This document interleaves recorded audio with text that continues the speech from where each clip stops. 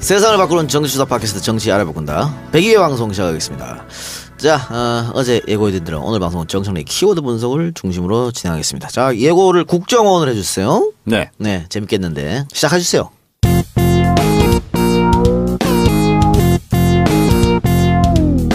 정청래 키워드 분석.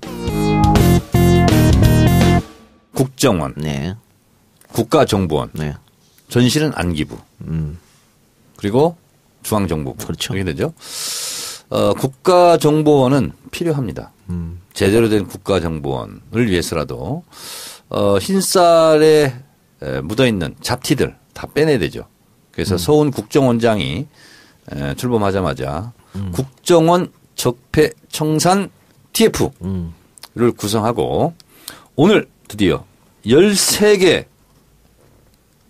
주제로 목록을 작성했습니다. 예. 13개 항목 읽어보겠습니다. 북방 한계선 NLL 정상회담 대화록 공개, 국정원 댓글 사건, 문화계 블랙리스트, 헌법재판소 사찰, 서울시 유우성 공무원 간첩 사건 조작, 박원순 제안문건, 좌익 교수 필명 사건, 최동욱 검찰총장 뒷조사, 추명호 아주 실명을 거명을 했습니다. 육국장 비선 보고, 극우단체 지원, 세월호 참사 관련 의혹. 이렇게 되어 있습니다. 예. 그리고 여기에다가 소위 이탈리아 해킹 프로그램 RCS를 이용한 민간인 사찰 및 선거 개입 의혹. 예. 거기에다가 노무현 대통령 논두렁 시계 사건 이렇게 포함이 되는데요. 최동욱 총장도 포함됐어요. 다 포함이 됐어요. 그래서 이명박근혜 정권 기간 동안 국정원발 대형 이슈들을 예. 총망라한 그런 기분인데요. 여기에 절반 정도는 저하고 직간접적으로 관련이 있고 제가 또 관여했던 그런 바가 있습니다. 정보위 계셔서? 정보위 있으면서요. 네. 자, 근데 국정원의 직무 범위가 어디냐? 이것은 국정원법 3조에 예. 명시가 되어 있습니다. 해외 정보 및 국내 보안 정보 예. 5개 항목에 제한하고 있습니다. 이외에는 어떠한 정보 수집을 할 수가 없습니다. 간첩 잡는 거, 대간첩, 대테러, 방첩, 국제 범죄 조직 뭐 이런 거 있죠. 마지막으로 하나가 대정부 전복. 네, 대정부 전복. 이 5개 이외에는 정보 수집을 할 수 없습니다. 따라서 민간인 사찰이라든가 아니면 무슨 정치인 조난 자료 작성이라든가 이런 것은 모두 불법이에요. 예. 이 국정원법 3조에 의해서. 그리고 정치에 개입을 한다 그러면 국정원법 9조가 공무원은 정치 활동을 할 수가 없고요. 그리고 선거에 개입할 수도 없고 이런 게 이제 국정원법 9조인데 예. 선거법 9조도 공무원의 정치적 중립을 규정하고 있어서 국정원법 선거법이 또 공교롭게 9조가 공무원들의 정치 개입을 엄금하고 있다 이렇게 말씀드릴 수 있겠습니다. 자, 그런데 우리가 대표적으로 국가의 정보기관, 국가의 사정 당국에 의해서 이러한 정치적 악행들을 할 수 있었던 나름대로 은폐막, 방패막이 될 수 있었던 것은 국정원법에서 부여하고 있는 대공수사권 예. 이걸 통해서 정치 사찰과 정치 개입을 구분하지 못하게 하는 그리고 실제로 최동욱 검찰총장도 말했듯이 국정원의 중앙 서버 컴퓨터 서버를 압수수색을 못했잖아요. 그러니까 실제로 헌법에서 보장하고 있는 검찰의 압수수색을 하지 못하게 하는 무력화시키는 어떻게 보면 초헌법적 기관인 거죠. 그래서 결론부터 말씀드리면 저는 대공수사권을 빨리 폐지하고 폐지해야 된다. 예. 그리고 검찰로 이양해야 된다. 예. 이런 거고요.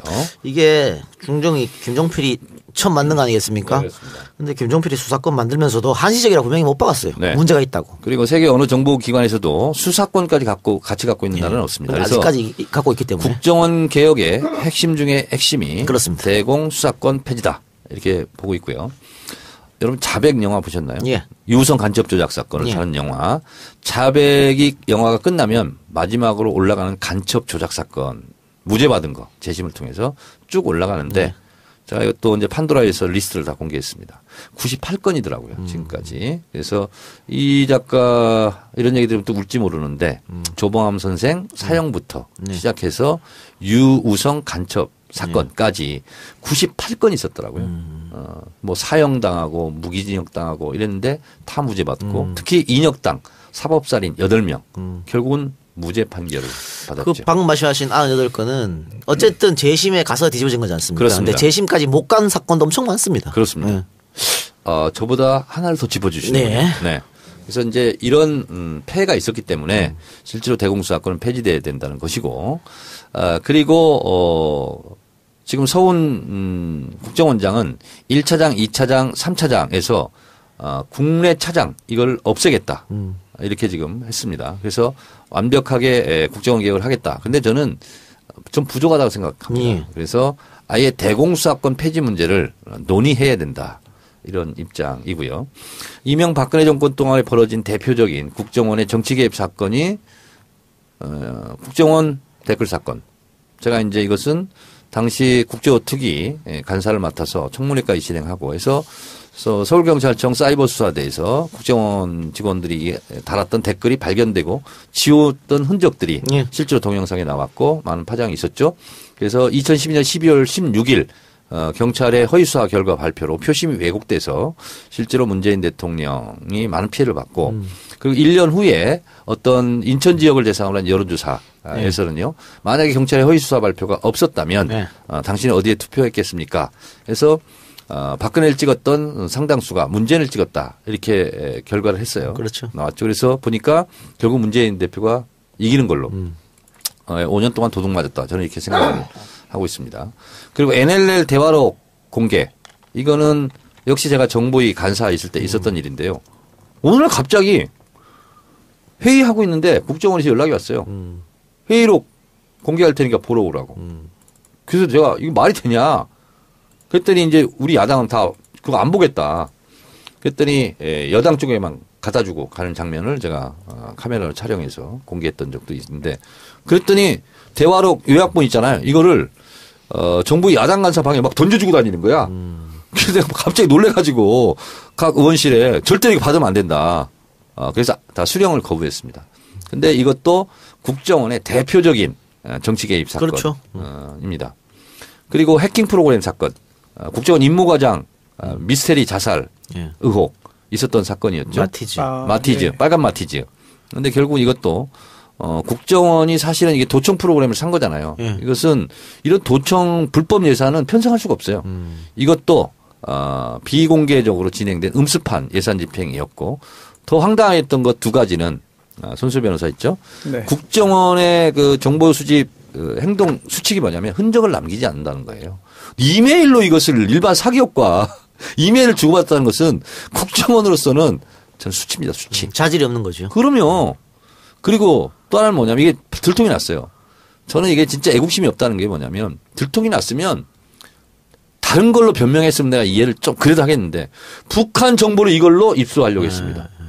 정보는요. 정보 입수 경로. 어떻게 정보를 캐내느냐. 이것이 가장 큰 정보입니다. 이걸 스스로 발설을 해요. 이런 천인 공로할 일을 이명박근혜 정권 국정원이 스스로 자행했다. 예. 그래서 문재인 정부의 국정원 개혁은 이제는 보다 실질적이고 법과 제도로 이것을 못 박아야 되겠다. 그래서 국정원이 다시는 이런 일을 해서는 안 된다. 이런 거고요. 사실은 국정원이 입맛이 딱딱 맞아요. 그래서 어느 정권이든지 이것을 이용하고 싶은 유혹이 있습니다. 예. 그러나 문재인 정부는 그것을 과감히 끊겠다. 이런 건데 저는 차제에 국정원이 왜 이렇게 무소불위의 힘을 발휘하느냐. 대통령 직속기관이기 때문에 그렇습니다. 대통령의 독대권이 있기 때문에. 자, 국정원장이 청와대 대통령한테 독대 보고를 하러 간다. 그러면 제일 먼저 떠는 사람들이 장관들입니다. 왜냐하면 어떻게 보고를 할지 모르잖아요. 예. 그래서 실제로 국정원 밑으로 수직 계열화 되는 거랑 비슷한 겁니다. 그래서 저는 차제에 대통령 직속기관 이 문제도 해제했으면 좋겠어요. 네. 그러니까 그 북한을 잡으라 이게 주된 목적인데 지금 보면 정부 여당에 반대되는 정치 세력 또 국민들 잡은 꼴이 됐고요. 어쨌든 이런 것도 적폐청산 잘못된 걸 바로잡는 하나의 수순이지 않습니까? 근데 정 의원 말처럼 독대 문제도 그렇습니다. 노무현 정부 때 노무현 대통령이 독대를 없애버렸습니다. 국정원 네. 독대를. 근데 이명박이 부활시켰거든요. 이런 식으로 이번에 문재인 정부에서 이렇게 개혁을 해서 국정원 개혁을 한다 그러면 혹시 만일 4년 뒤에 혹은 5년 뒤에 저들이 정권을 잡으면 다시 또 이런 적폐가 부활하지 않을까 이런 걱정도 들어요. 이해찬 총리가 대신 보고를 받았거든요. 국정원장한테. 노무현 대통령이 안 받는다 그러고. 그래서 이제 이해찬 총리가 필요한 것만 대통령에게 다시 이제 재차 보고하는 걸 했는데 이해찬 총리 말씀이 이거예요. 내가 받아보니까 별로 쓸데있는 정보가 없더구만. 그래요. 그러니까 이걸 이용하는 세력들이 나쁜 거죠. 그렇습니다. 그런 것 때문에 정 의원은 그 하나의 방법, 완전히 개혁할 수 있는 방법으로 대통령 직속을 없애라 네. 이런 것이죠. 네. 네. 알겠습니다. 국정원에 대해서 우리 송은소 변호사는 혹시 궁금한거나 알고 싶은 것이나 뭐.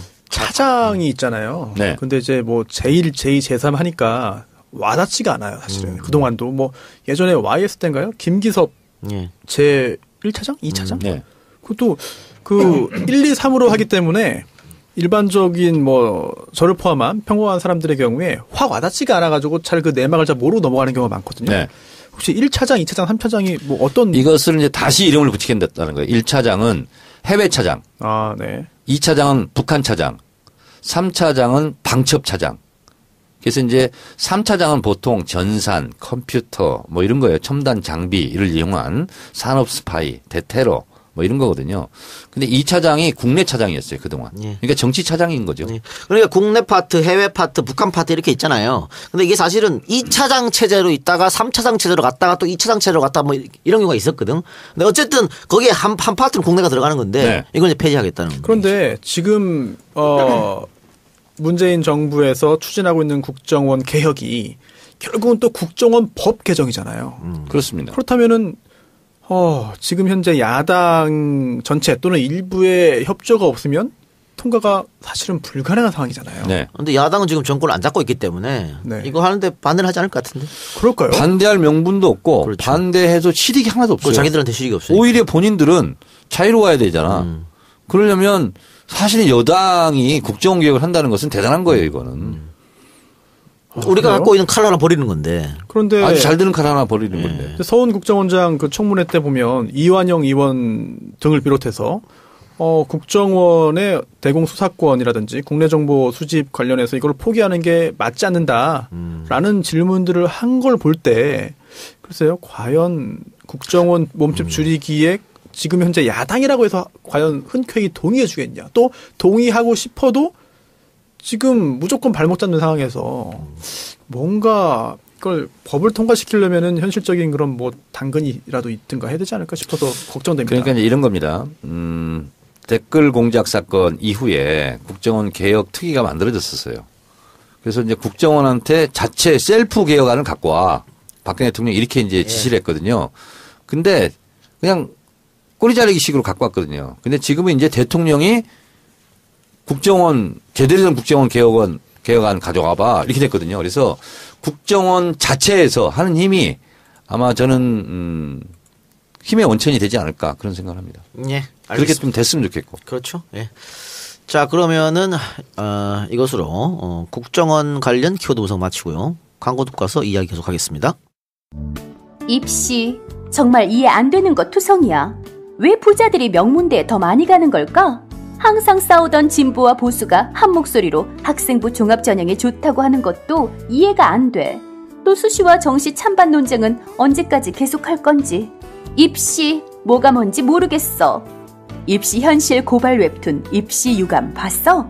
입시에 대한 답답함을 쉽고 재미있게 풀어주는 만화야. 현실 고발뿐 아니라 중하위권 입시에 대한 내용도 담고 있어. 중하위권이라고 불리는 우리 주변의 평범한 학생들을 위한 헌정 만화이기도 해.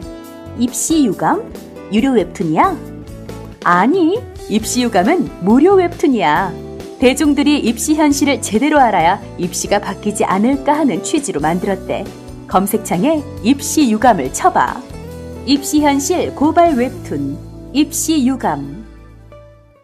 네, 신규 광고가 하나 들어왔는데요. 이거 전에 광고를 한번 하셨어요. 1, 9등급 모두를 위한 진짜 입시 전략. 요 책 광고 있었는데 그 저자가 이 대학 입시에 대한 쓸쓸한 현실을 담은 웹툰을 이번에 다시 한번 제작했다고 합니다. 그래서 저희한테 다시 한번 광고를 해주셨어요. 그때 그 작가님께서 광고를 만류했던 그분 맞습니다. 예. 도움 안 될 가지 말라고. 좀 된 것 같은데요. 안 됐은 것 같은데. 근데 어쨌든 다시 한번 웹툰을 이번에 만들었는데 그 요즘에 뭐 입시에 대해서 많이 요즘뿐만 아니고 늘 입시는 사실은 중요한 화두였었죠. 근데 왜 예전에는 개찰에서 욕나는 시대가 있었는데 지금은 아니라 그러잖아요. 그래서 부자들이 명문대 많이 가고 뭐 이런 경향이 나타나는데 왜 그런지 그런 이유들 또 학생부 종합전형의 문제점이 무엇인지 또 중하위권 대학 성적 차별에 대한 변호, 또 자사고 관련 뭐 하여튼 여러 가지 대학 입시 정책 제안 등 내용을 웹툰으로 담았다고 하니까요.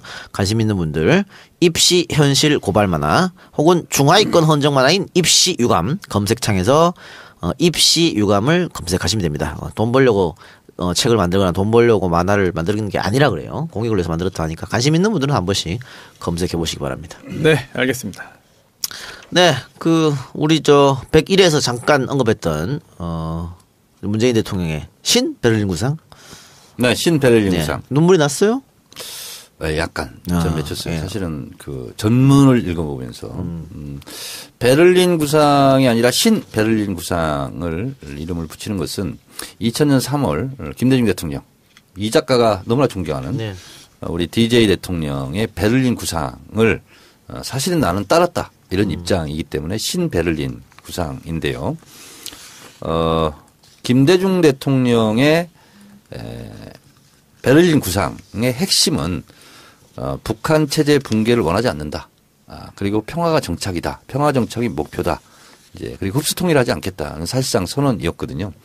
근데 이제 신 베를린 구상도 거기에서 그 정신에서 비켜서 있지 않습니다. 5대 정책 구상, 4대 제안이 이제 핵심인데요. 한미 정상회담에서는 남북 관계에 있어서 한국이 주도권을 갖고 그리고 트럼프가 이를 지지한다 함으로써 유엔 제재 국면과 다른 트랙을 투 트랙으로 우리가 주동적으로 남북 관계 복원을 위해서 노력할 수 있는 발판을 만들어줬고 트럼프 대통령이 거기에 대한 연대 보증을 서줬던 것이 의미가 굉장히 컸다면 신 베를린 구상은 김대중, 노무현, 문재인 이 민주정부 3기 민주정부가 1, 2기 민주정부의 남북관계 한반도 평화 정착을 위해서 노력하고 있고 계승하고 있다 하는 것을 재천명한 것인데요. 첫 번째 키워드가 뭐냐면 오직 평화입니다. 우리는 오직 평화를 추구한다 이런 거고요. 그리고 가장 저는 핵심적인 키워드 중에 또 하나가 뭐냐면 북한 체제 안정을 보장하는 한반도 비핵화를 추진한다. 이거였습니다. 저는 이것이 가장 핵심이다. 이렇게 보고 있고요.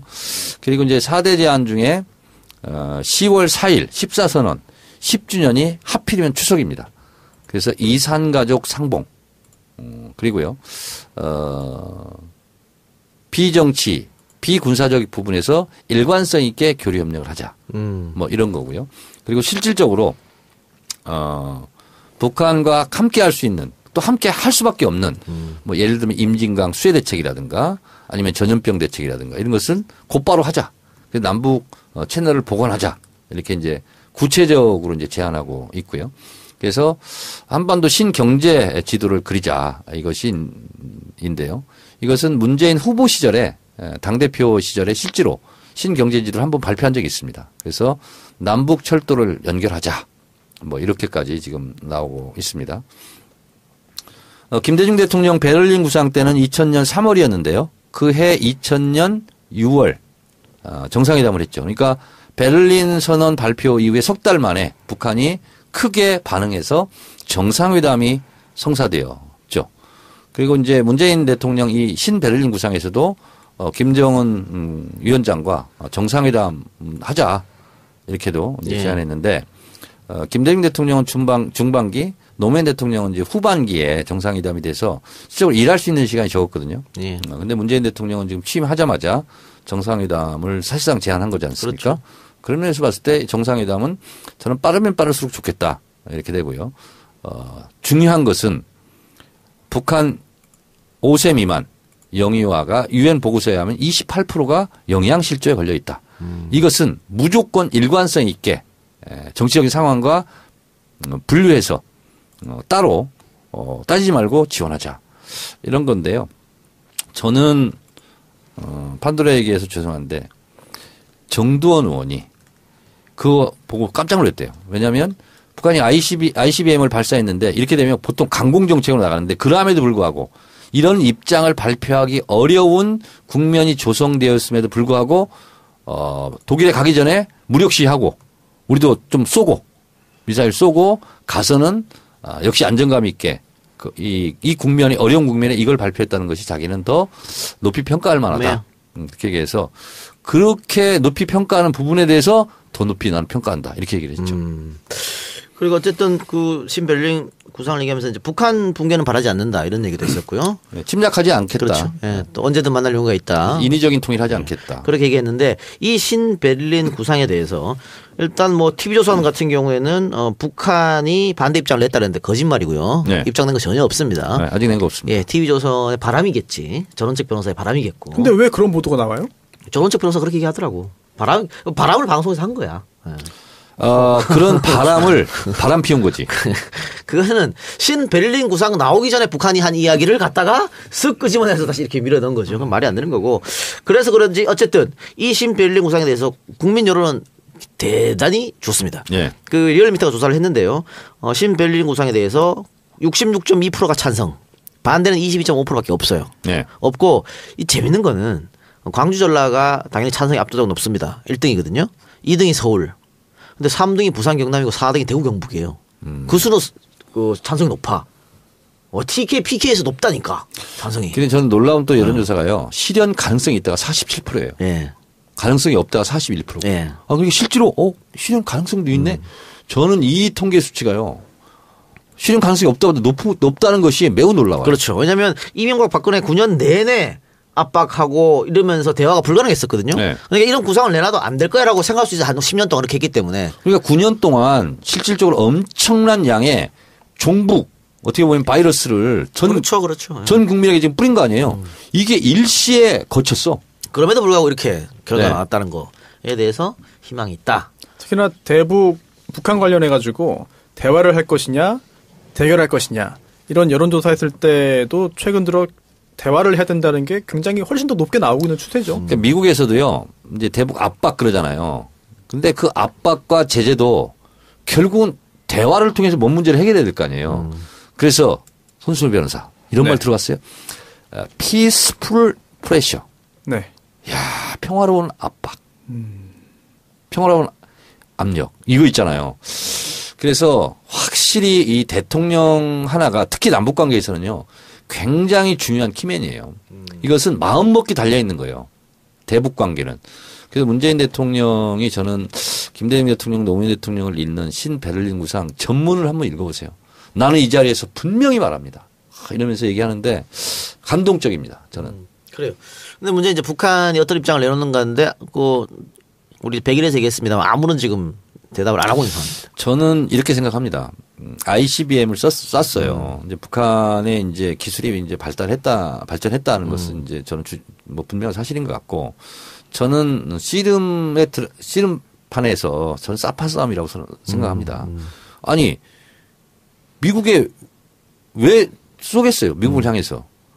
그건 뭐냐면 우리도 대등한 위치에서 너희들에게 꿀리지 않고 우리는 대화하고 싶다 하는 저는 역지안이라고 저는 봐요. 그러니까 핵 보유국 지위 인정해 달라. 네. 뭐 이런 것 같은데 그래서 일각에서는 북한은 결국은 그 남한이랑 대화를 하지 않고 미국하고 대화하려고 그런 거 아닌가 이런 주장도 있어요. 여기서 뭐 어떻게 생각하세요?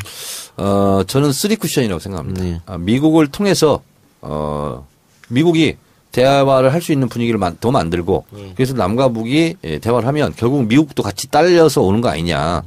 저는 이런 전략을 좀 쓰고 있다. 이렇게 보는데 이 대목에서 우리가 한 가지 맨날 북핵 문제를 가지고 얘기하는데 저는 북핵은 물론 없애야 되고 한반도 비핵화를 저는 원합니다. 예. 근데 미국은요. 핵이 제일 많은 나라 아니에요? 예. NPT라는 것이 뭐냐면 핵 확산 금지 조약이 우리 몇몇 나라는 가자는데 니네 나라는 가지면 안 돼. 이거거든요. 사실은. 이게 완전히 솔직히 힘의 논리죠. 근데 저는 문재인 대통령이 또 첫 일정을 독일에 가서 동백나무를 심었잖아요. 유이상 선생 묘소. 이런 구상은 이런 아이디어는 누가 낼까? 누군가 내겠죠. 네. 예. 누가 낸다 그러더라고요. 누군지 저는, 모르겠어요. 이것은 뭐 의전 비서관 쪽에서 저는 낼 거라고 저는 보는데 기가 막힙니다. 이렇게. 예. 하나 궁금한 게 있습니다. 지금 정 의원님께서 이제 그 한반도 비핵화 찬성하신다고 말씀하셨는데 저도 그런데 원유철 의원 네. 우리나라도 핵 보유하자라는 네. 이야기를 아주 당당하게 하고 있습니다. 그건 진짜 아무것도 모르는 인간이 하는 소리지. 그건. 그러니까 저는 그거 볼 때마다 참 영혼이 쓸쓸하고 불쌍해 보여요.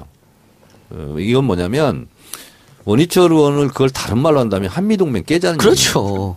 미국이 절대 안 된다고 하는데 뭐 어떻게 우리가 그 개발할 거야 그러면? 그리고 한미 원자력 협정도 깨야 돼요. 왜냐하면 미국이요. 우리 원전에서 나오는 거 있잖아요. 원전 찌꺼기 이걸로 혹시 핵하는 거 아니야? 그래서 낱낱이 다 봅니다. 그러면. 반미주의자네요. 그렇게 반미지죠. 그리고 우리 NPT 탈퇴해야 돼요. 아유, 그럼 국제적인 제재가 그렇지. 그러면서요. 또 이란급으로 올 텐데. 북한을 욕할 수가 없어. 그렇네요. 원희철대로 얘기한다면 우리 NPT 탈퇴하고 한미 원자력 협정 깨고 한미 동맹 우리는 깬다 하고 선언하고 해야 되는 거거든요. 아니 있던 전술핵도 다 내보냈는데 뭘 핵을 만들어? 말도 안 되는 얘기죠, 그거는. 그러니까 갖고 뭐 어디서 갖고 올 거야? 북한? 북한에 될 거야? 원희철 의원 좀 유아틱한 좀 철딱선이 없는 얘기 그만하세요. 네. 그래요. 자 그러면 국내 정치 얘기 다시 돌아가 봅시다. 아니 근데 네. 저 이번에 G20 네. 정상회담 있잖아. 네. 많은 숨겨진 사실이 있더라고. 네. 뭐냐면 박근혜 전 대통령 취임 이후에 첫 G20 정상회담하고 비교를 하는데 박근혜 대통령은 의장국 몇몇 회담하고 너브콜이 안 들어왔대요. 회담하자고. 근데 문재인 대통령은 19군데에서 사실상 다 들어왔대. 야 19군데에서. 외국 정보기관들의 정보력에 감탄합니다. 그리고 그렇죠. 즉석에서 예정이 없던 것도 막 정상회담 하다 그러고 특히 메르켈 총리 같은 경우는 나랑 꼭 만나달라고. 그렇게 관심을 표명했고. 네. 그리고 뭐 다른 정상들도 다 만나기를 원했대요. 근데 이것은 문재인 대통령이 잘생겨서 이런 것도 하나 있겠지만 한국 국민들의 높은 민주주의 의식, 촛불 혁명 이거를 국제사회가 우리가 평가하는 것보다 훨씬 높게 평가한다는 거예요. 아니 그런 것도 있겠지만 기본적으로 독자자의 딸이 대통령 된 거 하고 인권 변호사가 대통령이 된 거하고 아주 그건 기본적으로 다른 것이죠. 그러니까요. 하늘과 땅 차이죠. 그럼 정말. 그러니까 해외에 있는 교포들이 특히 대한민국 국민임을 자랑스럽게 생각하고 우리 뭐 영국 음악 축제 이문덕 이게 다 문재인 덕분이다. 네. 그래서 특히 해외에 있는 교포들이 정말 감격스러워하고 정말 기뻐하는 것 같아요. 저는 그런 얘기도 들었거든요. 내 친구 언젠가 우리 정치 알바에 한번 얘기한 것 같은데 미국에 있는 내 친구가 야 니네는 어떻게 트럼프를 뽑냐. 그러니까 미국 친구가 바로 그랬다는 거 아니야. 니네는 박근혜 뽑았잖아. 그러니까 할 말이 없더라는 거야. 근데 어쨌든 해외 나가면 다 애국자가 된다 그러는데 외국에서 살고 계시는 우리 동포 여러분들에게는 문재인 대통령이 큰 선물인 것 같아요. 예, 그렇습니다. 자, 그럼 국내 정치 얘기 좀 해봅시다. 지금 야 3당이 송영무 조대엽 후보자에 대해서 문 대통령 임명을 강행할 시에 협치는 완전히 끝나는 것이다. 이렇게 거의 반협박식으로 나오고 있어요. 그러면서 이 송영무 조대엽 후보자보다 더 늦게 이제 청문회를 한 그 유영민 후보자 같은 경우는 벌써 청문고사 채택했어요. 그러면서 이 사람들은 안 해주고 있어가지고 일단은 그 문재인 대통령도 강행은 하지 않고 더 며칠 지켜보기로 했다. 뭐 이런 것 같아요. 그리고 민주당에서도 시간을 좀 달라. 야당을 설득할 수 있는 시간이 이렇게 이제 얘기를 한 것 같은데 두 사람에 대한 그 임명 어떻게 대통령은 강행할 거라고 보십니까? 아니면 뭐 두 사람 중에 한 명? 저는 이게 이해가 안 가는 것이요. 예. 어쨌든 야당의 목소리에 귀를 기울인 거 아니에요. 일단 보류한 거 아닙니까? 연기하고. 예, 예. 그러면 야당은 어떻게 나와야 되냐면 우리 얘기를 들어줘서 고맙다. 우리 좀 더 협상을 하자. 예. 이렇게 나오는 건데 연기한 거 가지고도 꼼수다 이렇게 네, 얘기해버리면 네. 이건 대화를 하겠다는 게 아니고 협치를 가지고 협박하는 거예요. 이거. 일단 정치를 모르는 제가 먼저 말씀드리고 그다음에 의원님께서 말씀을 해주시면 좋을 것 같은데 그냥 다 임명할 것 같습니다. 저는. 어떻습니까? 의원님께서. 그냥 임명했으면 좋겠어요. 저도. 뭐 이런 식으로 나오는데 뭐라고 어떻게 하라고. 그렇죠. 뭐 안 할 이유도 없을 것 같고. 그러니까 문재인 대통령은 이제 원칙주의자라고 많이 얘기하는데 아마 대통령이 세운 원칙은 그런 것 같아요. 국민들의 여론을 최우선을 하지 않나 이런 생각이 드는데 국민 여론도 두 사람 임명이 지금 높기 때문에 임명할 것도 같은데 그랬을 때 또 후폭풍을 생각을 또 안 할 수가 없거든요. 그런데 임명을 둘 중에 적어도 한 명을 뭐 지명을 철회한다면 야당이 추경이나 정부조직법 통과에 바로 협조해 줄까요? 그것도 그렇죠. 저는 야당이 하도 때렸으니까 그래. 당신들 뜻대로 그냥 한 명은 내가 좀 물를게 이렇게 해버리잖아요. 그러면 추경 가지고 더 또 집중적으로 달라질 거라고 봐요. 저는 어차피 자기들이 목표를 세우고 하는 거기 때문에 저는 뭐 야당이 이러면 협치를 하고 저러면 뭐 안 하고 이런 문제는 아닌 것 같아요. 그러니까 사실은 이거 가지고 정치적 딜을 한다는 게 웃긴 거죠. 되면 되고 안 되면 안 되는 거지 장관이 뭐. 아니 그리고 추경은 추경이고 인사는 인사지. 그렇죠. 그걸 가지고 딜을 한다는 자체가 이해가 안 되는 거고. 그리고 그 조선일보 오늘자 조선일보에 이 인사 관련돼서 정부가 특히나 청와대가 고집 부리고 있다라는 취지의 기사가 정말 여러 개 나왔어요. 뭐 지금 여러 개 나왔는데요. 그중에 또 표현 자체가 굳이 한 명만 날린다면 여는 조대엽, 야는 송영무라는 추측성 기사가 나오기도 하고요.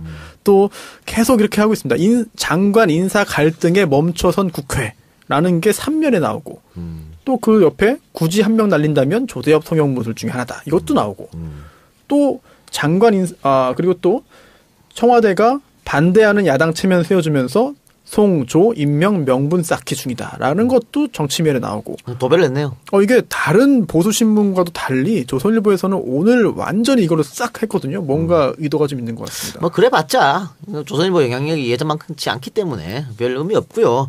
같은 논리면 저도 하나 주장할 수 있겠네요. 해주십시오. 굳이 종편에서 하나를 날리자면 TV조선을 날려야겠다. 그럼 되는 거잖아. 섭외 안 오나요? 네. TV조선? 네. 나 TV조선 나간다 그랬는데 섭외가 안 오네. 그래요. 하여튼 언론 보도는 그런 식으로 계속 하는 것 같고요. 어쨌든 대통령의 선택을 조금 더 우리는 지켜보면 될 것 같고, 그 자유한국당이 혁신위원장으로 유석춘 연대 교수를 임명했는데 혁신위원장과 유석춘 전혀 맞지 않는 것 같은데. 충격적입니다. 당이 자꾸 빠꾸 하는 것 같아요, 얘네들은. 날 샜다. 이건 정말 보나마나다. 대충격. 그러니까 이 사람이 이제 과거 일베 지지하는 분 아니에요? 일베 지지했던. 그 표현 자체가 뭐 엄청나더라고요. 뉴라이트 출신 아니야 또. 그렇죠. 국정교과서 찬성하고. 찬성. 네. 대단하신 분이에요. 그러니까 우파의 혁신은 더 우파로 가는 거죠. 그렇죠. 그 탄핵 때도 거리에서 태극기 들고 나간 사람이에요. 그리고 이 사람 아버지가 박정희 때 또 한자리 했어. 그래요. 뭐 그런 거지 뭐. 일베를 악의 근원이라고 얘기하는 건 이해가 되지 않는다라는 말도 했고요. 또 일베가 고수들이 모여있는 곳이 숨어있는 사이트다라는 말도 했고요. 일베에 대해서 이렇게 왜 유독 일베에 대해서만 시비 거는지 모르겠다라고 이야기를 했고, 대한민국의 정통성을 사랑하는 지향을 칭찬해주지는 못할 망정 왜 비난하는지 이해를 못하겠다. 이런 걸 진짜 뭐 동영상이 지금도 있으니까요. 보시면 되겠습니다. 요걸 사자성어로 하면 곡학아세예요. 공부 이렇게 해놓고는 이렇게 세상을 네. 이상하게 쳐다보고 이상한 얘기를 하고 다니니까. 연세대 이승만 연구원 원장. 그러니까. 박정희 대통령 기념재단 이사. 네. 국정교과서 찬성하는 교수 모임인 올바른 역사교과서를 지지하는 교수 모임에서 활동. 저는 어떻게 보면 다행이라고 보는데. 네. 그러니까요. 민주당 입장에서는 잘 됐다. 네. 또 문재인 정부 입장에서는 너무 좋다. 바른정당이 제일 좋아하지 않을까요? 바른정당도 좋아하죠. 네. 차별화를 이제 할 수 있으니까. 야, 이거 차별화 되는 것 같아요. 저는 홍준표가 좀 정신을 차린 줄 알았어요. 전혀 아닌 거예요. 왜냐하면 밀어줄 건 밀어주고 반대할 건 반대하자. 이러면서 이제 정우택하고도 좀 다른 노선을 걷는 듯한데 이분 임명하는 거 딱 보면서 야, 정신 상태는 뭐 거의 국민의당 수준이네. 네. 그 지금 이런 생각을 했어요. 홍준표가 이제 그 사당화 하려고 하는 것 같습니다. 근데 최고위원회의에서 오늘 만장일치로 추대했다고 하는데 의결해서 이제 한 거잖아요. 네. 근데 최고위원회의에 원내대표도 당연직으로 있지 않나요? 있죠. 들어가죠. 그러면 정우택 원내대표도 여기에 다 찬성을 한. 이건 뭐냐면 마음속으로 반대일 텐데 반대해봤자 안 될 거니까. 아니 그래도 그런 거예요. 그래요? 근데 이제 또 이제 정우택 원내대표 자체가 홍준표 개인하고 좀 싫은 관계지만 네. 안 좋은 관계지만 본인도 동의하는 거죠. 그렇죠. 그래요. 인터넷 공간은 너무 좌편향돼 있어서 우파는 숨 쉴 수가 없었는데 일베가 그 숨을 틔워줬다. 아니 잘 됐다니까. 그러니까 훌륭한 선택이야. 국정원에서 옛날에 썼던 2011년 12.6 재보궐선거 직후 작성했던 SNS 장악 그 문건 있잖아요. 똑같은 생각이에요. 똑같은 생각이지. 예. 이거 참. 예, 홍준표 씨의 선택에 박수를 보내드리고요. 박수 한번 치세요. 마음속으로 엄청 치고 있어요. 번 쳐. 자, 그리고 바른정당 얘기가 나왔으니까 그 왜 김경준 씨가 기획국 폭로하면서 유영아가 날 만나러 왔다고 했잖아요. 그때 이 의원이 봐라! 나 아니었잖아! 억울하다! 라고 했는데 김경준이 이번에 또 그렇죠. 뭐야? 이 의원도 만나러 왔는데? 이런 얘기. 그랬어요? 예, 얘기를 했어요. 전문가 아니십니까, 정 의원님? 어떤 전문가? BBK. 뭐 그렇다고 볼 수는 없지. 그러니까 BBK 최대 전문가는 네. 정봉주 선생. 그렇긴 하죠. 그러니까 유영아는 변호사니까 김경준을 네. 다이렉트로 만날 수 있었고 당시 네. 빵에 있었으니까. 네. 근데 이혜훈은 변호사가 아니어서 직접은 못 만났지만 누구 이혜훈이 보냈다. 사람을 시켜가지고 네. 변호사를 그러니까 그렇습니다. 변호사가 이혜훈이 보내서 왔다. 네. 미국까지 갔다는 거잖아. 그런데 네. 이혜훈은 아니라고. 그렇습니다. 그리고 또 표정도 적나라하게 캡처돼가지고 인터넷에 나돌고 있는데 아니 그거는 유영아 씨라고 했나요? 유영아 씨가 다 알아서 한 건데 제가 관여할 이유가 뭐가 있습니까? 라고 관여된 바 없다고 했습니다만 글쎄요. 김경준 씨가 좀 더 구체적으로 이야기한다면은 새로운 상황으로 갈 수 있을 것 같습니다. 이혜훈 의원 17대 국회 때 저랑 어느 방송인가에 토론 한번 한 적이 있습니다. 그때 보고 참 답 없다 이렇게 생각을 했는데 김어준이 뉴스공장 나오면서 좀 착해진 거 아니야? 세탁이에요, 세탁. 이렇게 했는데 저는 본질은 변하지 않는다. 그럼요. 네. 예. 그쪽 출신이 뭐 세탁한다고 해서 세탁이 됩니까? 예. 그리고 아닐 땐 굴뚝에 연기는 나지 않는구나. 그때 소문이 그랬으니까 낫겠지. 또 그런 생각도 들어요. 또 김경준 씨가 일부러 이혜훈을 엿먹이려고 거짓말할 이유가 없잖아. 지금 안 그래요? 그렇죠. 그럴 이유가 없기 그럴 때문에. 이유가 없죠. 예. 네. 저는 이혜훈 의원의 말보다 김경준 씨의 말이 더 신뢰감이 간다. 뭐 이런 결론을 내리고 일단 이것도 재미있게 지켜보면 아주 좋겠어요. 네. 자, 그러면 광고 듣고 와서 계속 이야기하겠습니다. 안녕하세요. 스킨 코치입니다. 이번 광고를 통해 감사의 마음을 전하고 싶습니다. 정말 깜짝 놀랐습니다. 3주 전에 망하기 직전이라는 광고를 듣고 많은 분들이 스킨 코치를 방문해 주셨습니다. 살면서 수분크림을 처음 써본다는 분도 계셨고 다른 나라인데 주문하겠다고 하시는 분까지 계실 정도로 따뜻한 마음에 놀라고 감사했습니다.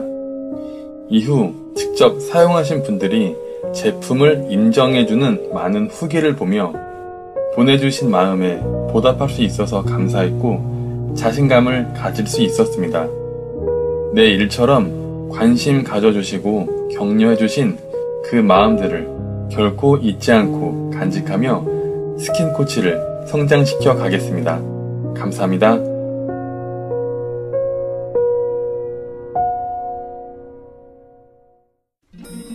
아직도 홍삼만 드십니까? 홍삼만 드신 여러분 행복하십니까? 살림살이 좀 나아지셨습니까? 이제 마카 산삼을 드십시오. 마카 산삼. 잉카인들이 즐겨 먹었던 남미 페루의 산삼. 인체에 꼭 필요한 31가지 미네랄과 18종의 아미노산을 함유한 천연 종합 영양제. 세계적인 슈퍼푸드로 인정받아 전 세계가 열광하는 그것. 바로 마카입니다. 페루의 마카와 우리나라의 산삼을 하나로 만들었습니다. 마카 산삼. 이게 다가 아닙니다. 20년 경력 전문가의 자문을 받아 우리 몸에 좋은 11가지 원료까지 하나로 만든 건강 푸드. 마카 산삼. 이제 홍삼 가격으로 마카 산삼 드십시오. 와, 이거 남자한테 딱이네. 딱이야. 애미야, 나한테도 딱이구나. 엄마, 나도 마카산삼. 나도. 검색창에 마카산삼 또는 영한네이처를 검색하세요. 영한네이처 마카산삼이 답입니다. 마카 산삼을 꼭 기억하세요. 네, 스킨코치하고 마카산삼 두 가지 광고 듣고 왔는데요. 스킨코치 아마 여러분 기억나시겠습니다만 얼마 전에 저희가 광고를 했어요. 이분이 좀 재고가 많다 안 팔려가지고 그래서 정치 알바에 좀 도와주면 좋겠다 해서 광고를 했는데 이야 재고 있던 거 다 팔았답니다. 완판. 완판. 오, 대단하십니다. 그래서 그동안 재고 있을 필요가 없었네. 정치 알바에 바로 광고하면 되죠. 바로 다 팔았어요. 여러분 정치 알바에 재지 마세요. 바로 광고하세요. 그렇습니다. 예. 재고 있지 마세요. 그래서 감사해서 다시 한번 제작했었고 또 다시 한번 광고를 의뢰하셨습니다. 엄마와 아기가 함께 삶을 수 있는 착한 성분으로 만들어진 스킨코치 OD 수분크림 5D 아니고 OD 수분크림. 네. 7월 한 달간 이벤트가 있다고 하네요. 정알바 청취자분들을 위해서 네이버 스토어팜에서 30% 할인 진행한다고 합니다. 네이버 스토어팜에서만 한다고 하니까 할인 30% 할인 이벤트 많이 참석해 주시기 바랍니다. 네이버를 이용하시지 않는 분은 전화나 문자로 주문해도 동일하게 그럼 네이버만은 아니네. 네, 동일하게 할인된 금액으로 판매한다고 해요. 홈페이지는 skincoach.co.kr이고요. 전화는 010-8492-0923 010-8492-0923번으로 전화해서 스킨코치 OD 수분크림 한번 써보시기 바랍니다. 자, 그리고 두 번째 광고는 역시 꾸준히 하시죠. 마카산삼. 저는 항상 요거 읽게 되는 것 같아요. 그래요? 이거 저한테만 주신 겁니까? 계속? 아니 계속 우연이에요. 아 정말 우연이에요? 네. 우연이 계속되는 필연인데. 그러니까 이거 읽기 되게 힘들어요. 마카산삼. 네. 영한네이처의 마카산삼 그리고 마카산삼 녹용 광고 들으셨는데요. 마카산삼을 업그레이드해서 마카산삼 녹용을 출시했더니 예전 마카산삼 찾는 분도 여전히 계십니다. 그래서 둘 모두 출시해서 판매하고 있는데요. 용량은 67% 증가됐지만 가격은 그대로입니다. 마카산삼, 마카산삼 녹용 모두 다 판매하고 있습니다. 검색창에서 영한네이처 검색하시거나 전화번호 031-323-2559로 연락주세요. 예, 고맙습니다. 광고 많이 사랑해 주시고 그 101회에서 이재용 재판 조금 더 얘기하자 했잖아요. 지금 얘기합시다. 그 이재용도 지금 구속기간 만료가 다가옵니다. 이재용은 뭐 한 달 앞으로 다가온 것 같아요. 8월 예, 8월 말료는 아니에요. 네네, 그렇습니다. 한 달 정도 남았는데 재판부가 1심 구속기간 만료 전에 선고할 계획이라고 하는데 이건 어떻게 오피셜인가요? 아니 이거는 사실 모든 재판부가 그 피고인 구속기간 만료되기 전에 판결을 선고하려고 합니다. 네, 그래서 이건 뭐 확인할 필요도 없는 것이고요. 다만 실제로 그렇게 할 수 있는 여건이 되느냐 여부는 또 다른 문제긴 한데요. 하지만 이재용 부회장 같은 경우에는 뭐 재판 진행에 있어서 그동안 차질이 없었고요. 예. 또 굉장히 뭐 빠짐없이 재판이 이루어졌기 때문에 재판부의 의도대로 판결 선고가 되지 않을까. 뭐 절차적으로는 예. 그렇게 예상합니다. 그런데 지금 뭐 언론에서도 다양한 이야기를 하고 있습니다만 안종범 수첩 있지 않습니까? PR을 같이 적었는데 예. 특검에서 안종범 수첩을 직접 증거가 아닌 정황 증거로 채택했어요. 네, 이게 간접 증거. 간접 증거죠. 그래서 이게 특검이 불리해진 거 아니냐 이런 이야기도 좀 있어요. 저는 그렇게 보지 않습니다. 예. 네, 왜냐면은요 이게 형사 사건에서 증거라는 게 직접 증거와 간접 증거로 나눌 수 있겠는데 직접 증거는 정말로 그 증거를 가지고 범행 사실을 딱 입증할 수 있는 거잖아요. 그런데 주된 혐의가 뇌물이잖아요. 예. 뇌물을 주었다, 뇌물을 받았다라는 혐의를 입증하려고 하는 건데 그럼 직접 증거는 뭐가 있을까요? 만약에 누가 주고받은 사진, 영수증 뭐 이런 게 그렇습니다. 있어야겠죠. 아니면 카메라를 설치해서 영상이 있거나 뭐 이런 게 직접 증거일 텐데요. 뇌물 관련된 사건에 직접 증거가 있다? 없는 게 거의 대부분이죠.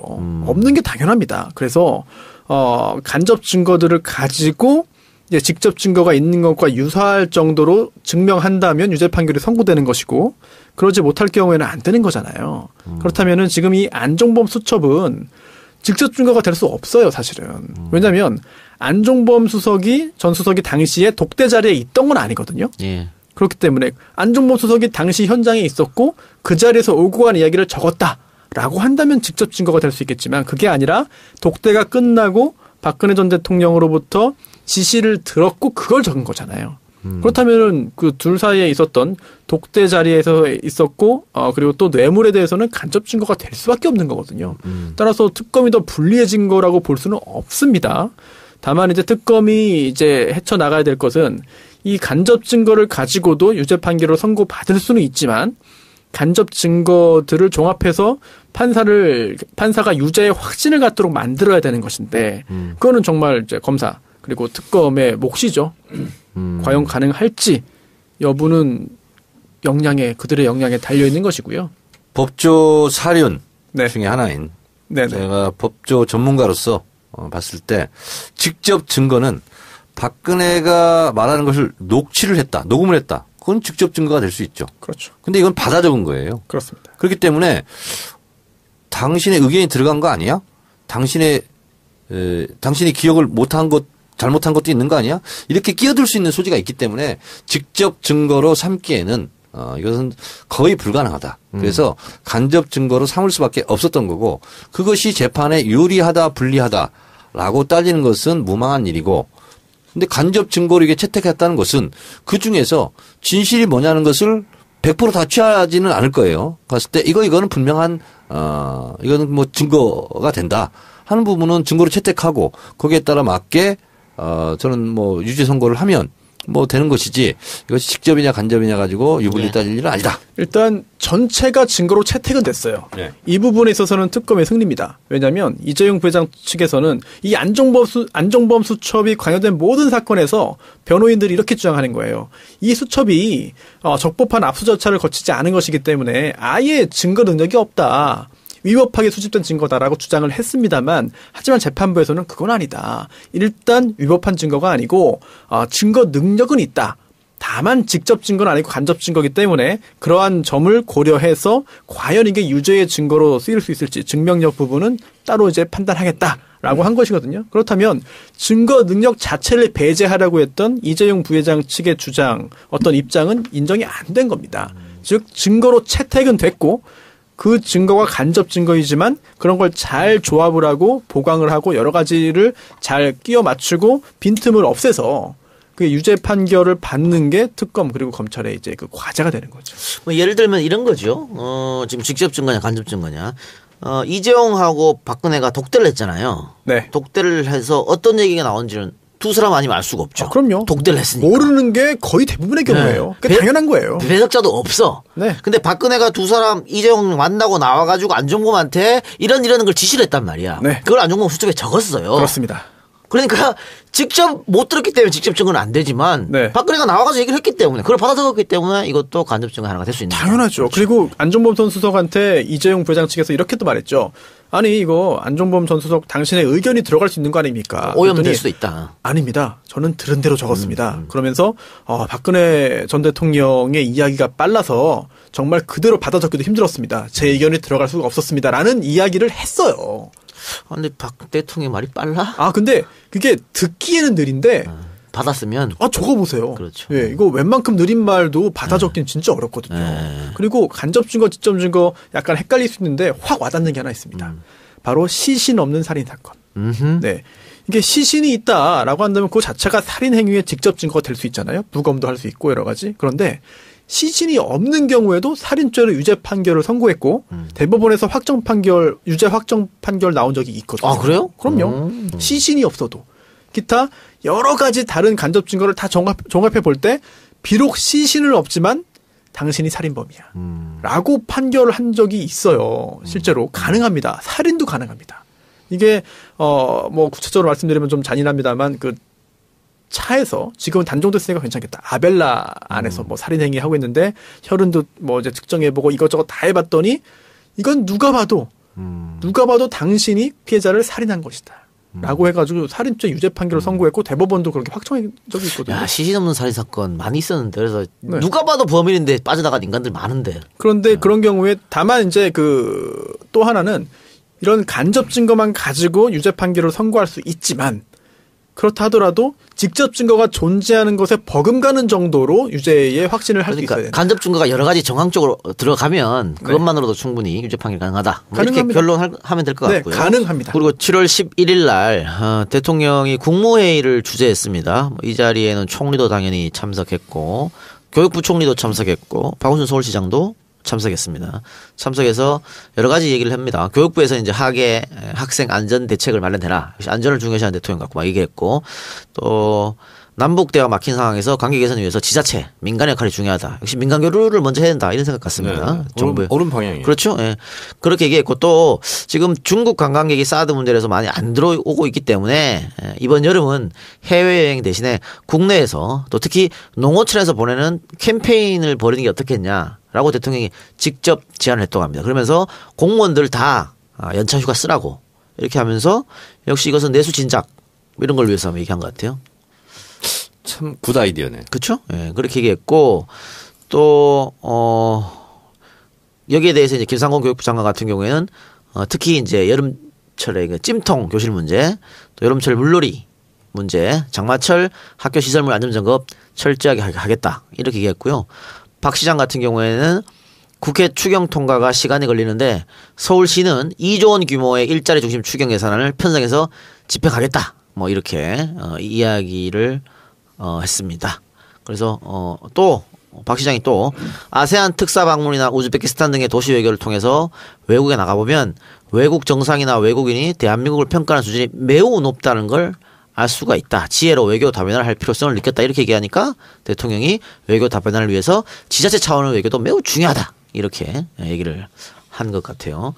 얼마 전에 그 박원순 시장이 한겨레신문 어딘가 인터뷰를 했는데 기자가 직접 묻습니다. 그 대선 경선 때 문재인 대통령을 적폐 청산 대상이라고 얘기했는데 그거 어떻게 생각하냐? 그러니까 그때 제가 좀 대들었는데요. 형님이라서 역시 대범하게 잘 받아주더군요. 이렇게 얘기했어요. 저도 봤습니다. 그렇죠. 네. 좀 웃기죠. 잘 받아쳤네요. 네네. 그러면서 역시 대범하신 게 와가지고 서울시의 뭐 인력도 저희가 데려가서 도 되겠습니까? 뭐 먼저 문재인 대통령이 이야기할 정도로 대범했다. 역시 서울시에서 많이 좀 데려다 썼어요. 근데 한 가지 놀란 게 문재인 대통령이 3살 형이더라고요. 놀랐습니다. 연수원 동기인데. 놀랐습니다. 놀라운 일이 아닌가요? 그래요?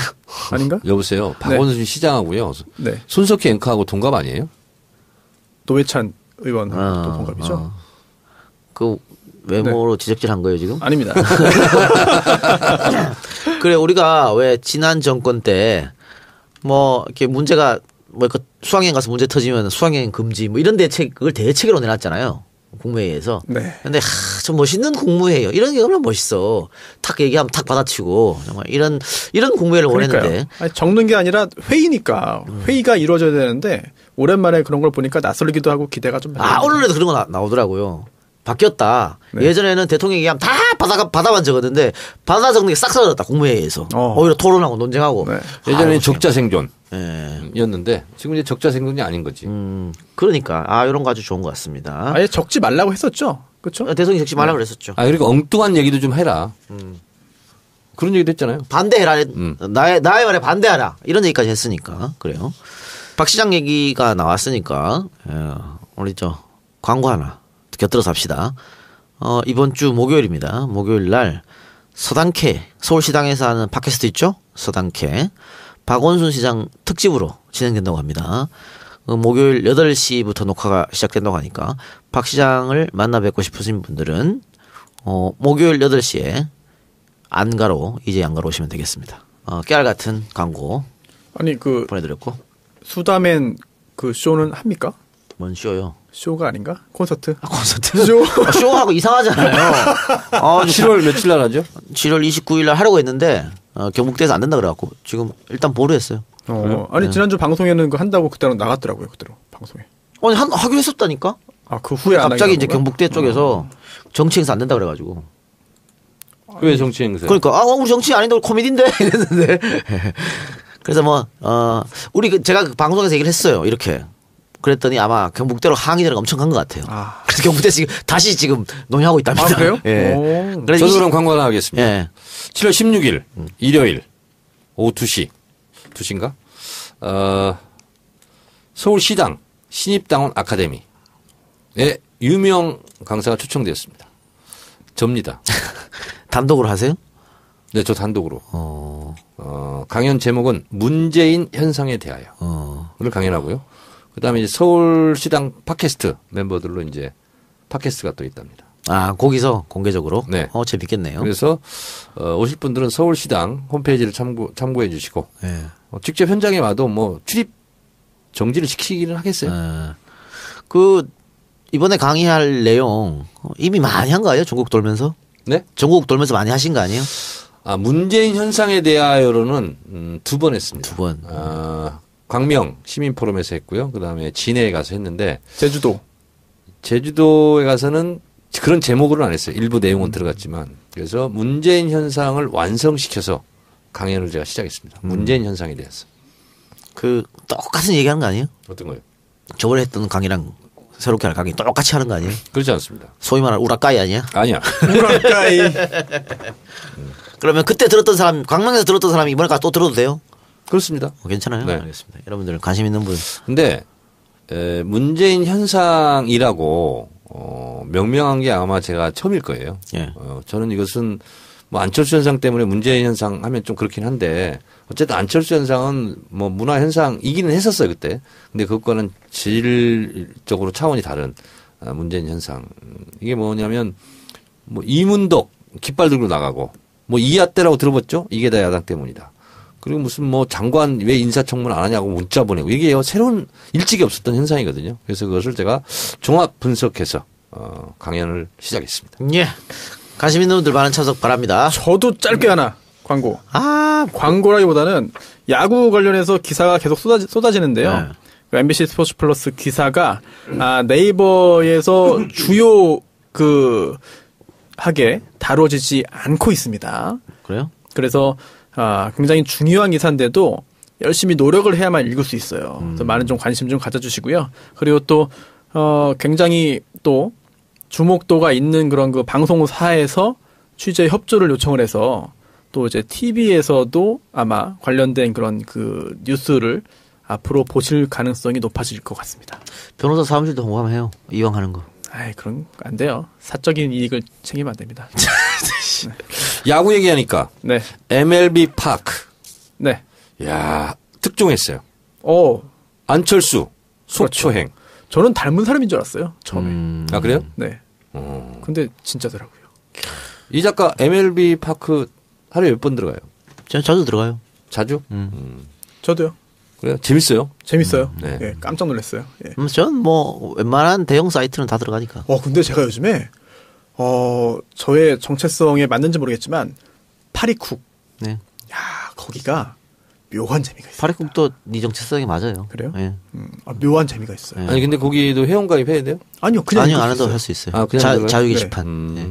거기는 이제 자유 게시판에 회원가입 안 해도 글 쓸 수 있어요? 글은 모르겠어요. 모르겠는데요? 읽는 거는 네. 아니 글은 아마 해야 될 거예요. 로그인 해야 될 것 같은데. 글 쓰시는 분들이 거의 대부분이 여성인 것 같아요. 예, 여성분이 많이 계시죠. 정말 제가 모르는 세상의 어떤 그 고민과 그런 해법과 남자도 그럼 회원가입 가능한가? 모르겠는데요. 가능하죠. 시도하지 않아서. 원래 요리로 출발한 저건데. 아 그래요? 파리쿡.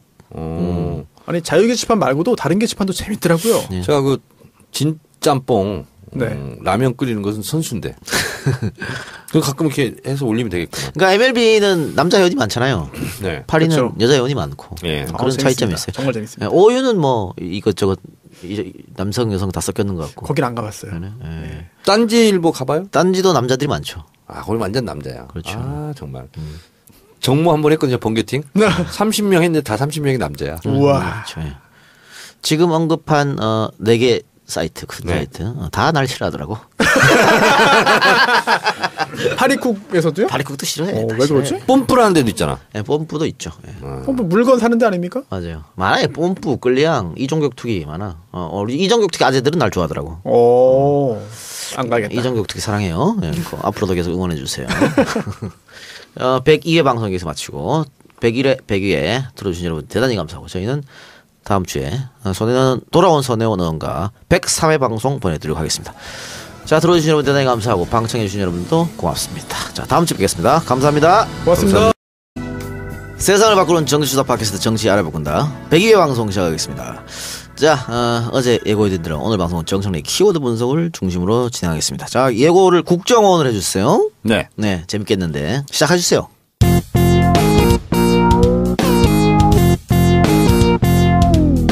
정청래 키워드 분석. 국정원, 네, 국가정보원, 네, 전실은 안기부, 그리고 중앙정보부. 그렇죠. 이렇게 되죠. 국가정보원은 필요합니다. 제대로 된 국가정보원을 위해서라도 흰쌀에 묻어있는 잡티들 다 빼내야 되죠. 그래서 서훈 국정원장이 출범하자마자 국정원 적폐 청산 TF를 구성하고 오늘 드디어 13개 주제로 목록을 작성했습니다. 예. 13개 항목 읽어보겠습니다. 북방 한계선 NLL 정상회담 대화록 공개, 국정원 댓글 사건, 문화계 블랙리스트, 헌법재판소 사찰, 서울시 유우성 공무원 간첩 사건 조작, 박원순 제안문건, 좌익 교수 필명 사건, 최동욱 검찰총장 뒷조사, 추명호 아주 실명을 거명을 했습니다. 육국장 비선 보고, 극우단체 지원, 세월호 참사 관련 의혹. 이렇게 되어 있습니다. 예. 그리고 여기에다가 소위 이탈리아 해킹 프로그램 RCS를 이용한 민간인 사찰 및 선거 개입 의혹. 예. 거기에다가 노무현 대통령 논두렁 시계 사건 이렇게 포함이 되는데요. 최동욱 총장도 포함됐어요. 다 포함이 됐어요. 그래서 이명박근혜 정권 기간 동안 국정원발 대형 이슈들을 예. 총망라한 그런 기분인데요. 여기에 절반 정도는 저하고 직간접적으로 관련이 있고 제가 또 관여했던 그런 바가 있습니다. 정보위 계셔서? 정보위 있으면서요. 네. 자, 근데 국정원의 직무 범위가 어디냐? 이것은 국정원법 3조에 예. 명시가 되어 있습니다. 해외 정보 및 국내 보안 정보 예. 5개 항목에 제한하고 있습니다. 이외에는 어떠한 정보 수집을 할 수가 없습니다. 간첩 잡는 거, 대간첩, 대테러, 방첩, 국제 범죄 조직 뭐 이런 거 있죠. 마지막으로 하나가 대정부 전복. 네, 대정부 전복. 이 5개 이외에는 정보 수집을 할 수 없습니다. 따라서 민간인 사찰이라든가 아니면 무슨 정치인 조난 자료 작성이라든가 이런 것은 모두 불법이에요. 예. 이 국정원법 3조에 의해서. 그리고 정치에 개입을 한다 그러면 국정원법 9조가 공무원은 정치 활동을 할 수가 없고요. 그리고 선거에 개입할 수도 없고 이런 게 이제 국정원법 9조인데 예. 선거법 9조도 공무원의 정치적 중립을 규정하고 있어서 국정원법 선거법이 또 공교롭게 9조가 공무원들의 정치 개입을 엄금하고 있다 이렇게 말씀드릴 수 있겠습니다. 자, 그런데 우리가 대표적으로 국가의 정보기관, 국가의 사정 당국에 의해서 이러한 정치적 악행들을 할 수 있었던 나름대로 은폐막, 방패막이 될 수 있었던 것은 국정원법에서 부여하고 있는 대공수사권 예. 이걸 통해서 정치 사찰과 정치 개입을 구분하지 못하게 하는 그리고 실제로 최동욱 검찰총장도 말했듯이 국정원의 중앙 서버 컴퓨터 서버를 압수수색을 못했잖아요. 그러니까 실제로 헌법에서 보장하고 있는 검찰의 압수수색을 하지 못하게 하는 무력화시키는 어떻게 보면 초헌법적 기관인 거죠.